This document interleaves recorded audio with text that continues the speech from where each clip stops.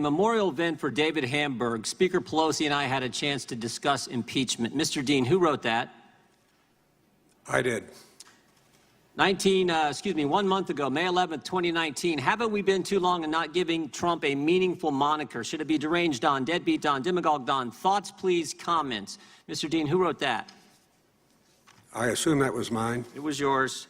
19 days ago, May 22nd, 2019, there was this. We are witnessing Trump's massive cover-up of his criminal behavior as POTUS. He's incapable of accomplishing anything. Mr. Dean, you know who wrote that?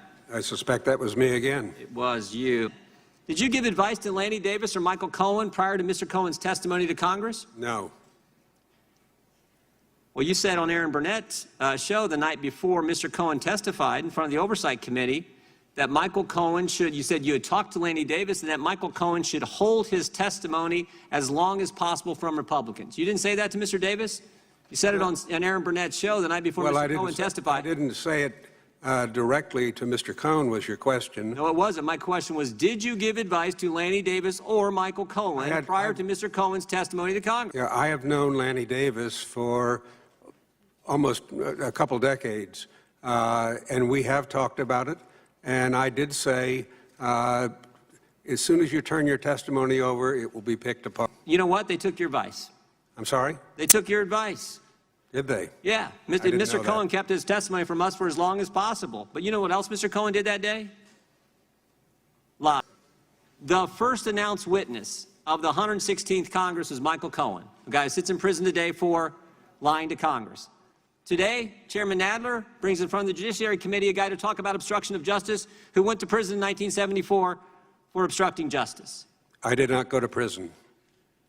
Okay. You pled guilty to obstruction of justice. I'm glad you got to stay out of prison then. Even though this Congress has memorandums of understanding between the key committee chairmen on how they're going to coordinate their attack on the president, even though this Congress' first big witness, first big hearing, Michael Cohen, a guy who sits in prison for lying to Congress, and now we got John Dean, 45 years ago, pled guilty to obstruction of justice, and now coming in to enlighten the Judiciary Committee on Obstruction of Justice when we could be going right to the start of how this whole thing started. I yield back. I seek unanimous consent to enter into the record a December 30th, 2005 essay written by Mr. John Dean entitled George W. Bush as the New Richard Nixon, both wiretapped illegally and impeachably.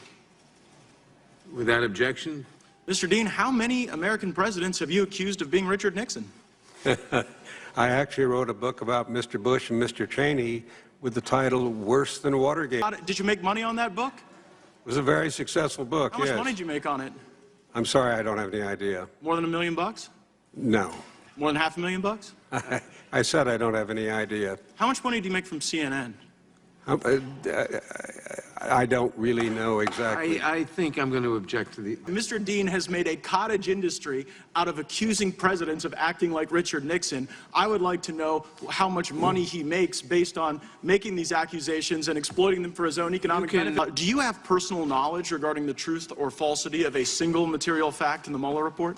I think if you recall the first thing I said, I'm not here as a fact witness. You're here to provide historical context. Exactly. And throughout history, you accuse presidents of acting like Richard Nixon, and you make money off of it, right? Not all presidents, no. Let me ask you this question. How do Democrats plan to pay for Medicare for all?